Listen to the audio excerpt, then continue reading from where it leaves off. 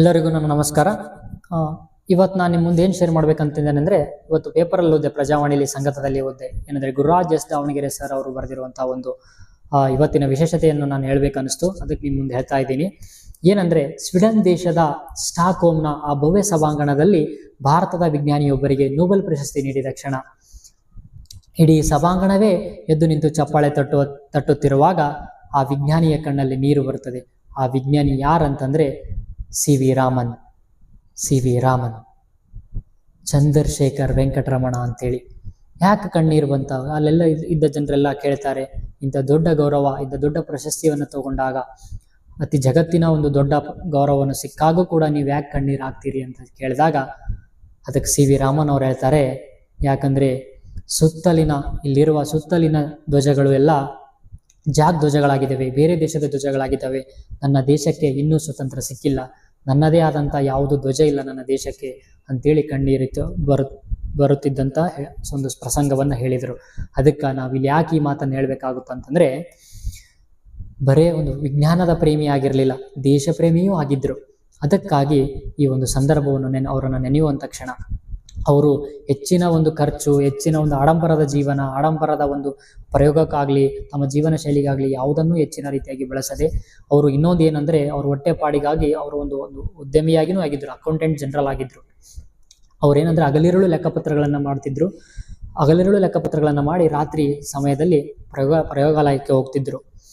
ಒಂದು ದಿನ ಏನಾಗುತ್ತೆ ಅಂತಂದರೆ, 1921 ಸಮಯ ಆಕ್ಸ್ಫರ್ಡ್ ಯೂನಿವರ್ಸಿಟಿಯಿಂದ ಲಂಡನ್ನಿನ ಮೂಲಕ ಮೆಡಿಟೇರಿಯನ್ ಸಮುದ್ರದ ಮೇಲೆ ಹಡಗಿನಲ್ಲಿ ಪ್ರಯಾಣಿಸುವಾಗ ಆ ನೀಲಿ ಬಣ್ಣದ, ಅಂದರೆ ಹೊಳೆಯುತ್ತಿರುವ ಸೂರ್ಯನ ಒಂದು ಆ ಪ್ರಕಾಶಮಾನದಿಂದ ಆ ಸಮುದ್ರದ ಒಂದು ಸೌಂದರ್ಯವನ್ನು ಆಶ್ಚರ್ಯಪಡುವಂಥ ಆ ಸೊಬಗನ್ನು ಸವಿಯುತ್ತಿದ್ದಾಗ ಅವರಿಗೆ ಆಶ್ಚರ್ಯ ಆಗ್ತದೆ, ಯಾಕೆ ಇದು ಒಂದು ಸಮುದ್ರ ನೀಲಿ ಇದೆ ಅಂತ.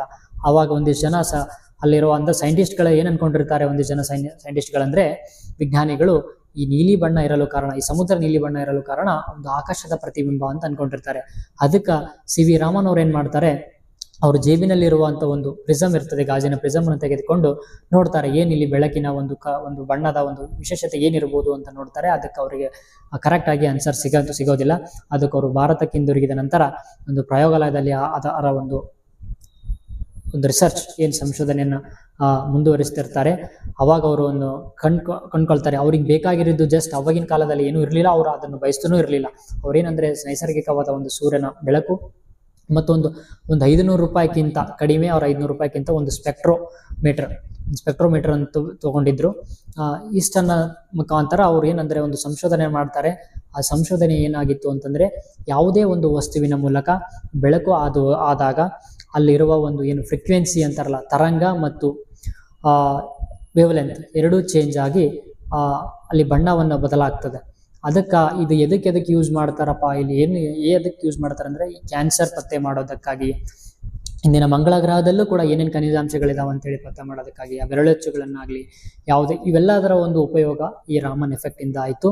ಅದಕ್ಕಾಗಿ ಈ ರಾಮನ್ ಎಫೆಕ್ಟ್ ಫೆಬ್ರವರಿ 28, 1928ರಲ್ಲಿ ಈ ರಾಮನ್ ಎಫೆಕ್ಟ್ ಅನ್ವೇಷಣೆ ಆಗಿರೋದ್ರಿಂದ ಇದರ ಒಂದು ಸವಿ ನೆನಪಿಗಾಗಿ 1928 ಫೆಬ್ರವರಿ 28 ಇದೊಂದು ಅನ್ವೇಷಣೆ ಆಗಿರೋದ್ರಿಂದ ಎವ್ರಿ ಇಯರ್ ಫೆಬ್ರವರಿ 28ರಂದು ವಿಜ್ಞಾನದ ದಿನ ಎಂದು ಸಿ ವಿ ರಾಮನ್ ಅವರನ್ನು ನೆನೆಯುತ್ತಾ ನಾವು ವಿಜ್ಞಾನದ ದಿನ ಒಂದು ನ್ಯಾಷನಲ್ ಸೈನ್ಸ್ ಡೇ ಅಂತ ಆಚರಿಸ್ತೀವಿ. ಈ ವರ್ಷದ ಒಂದು ಥೀಮ್ ಏನಾಗಿತ್ತು ಅಂತಂದ್ರೆ, women in science catalysing Viksit Bharat.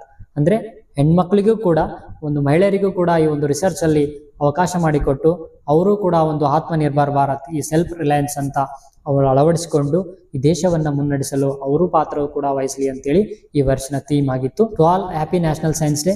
ತಮ್ಮೆಲ್ಲರಿಗೂ ವಿಜ್ಞಾನ ದಿನದ ಶುಭಾಶಯಗಳು. ಈ ವಿಜ್ಞಾನದಿಂದ ನಾವು ಮೂಢನಂಬಿಕೆಯಿಂದ ಹೊರಬಂದು ಈ ವಿಜ್ಞಾನದ ಒಂದು ಜ್ಯೋತಿಯಿಂದ ಈ ದೇಶವನ್ನು ಬೆಳಗುವಂತ ಒಂದು ಶಕ್ತಿ ನಮ್ಮೆಲ್ಲರಲ್ಲೂ ಆಗಲಿ, ಆ ಬದಲಾವಣೆ ಆಗಲಿ ಅಂತ ಹೇಳ್ತಾ ನಾ ಈ ಮಾತನ್ನು ಮುಗಿಸ್ತೀನಿ. ನಮಸ್ಕಾರ.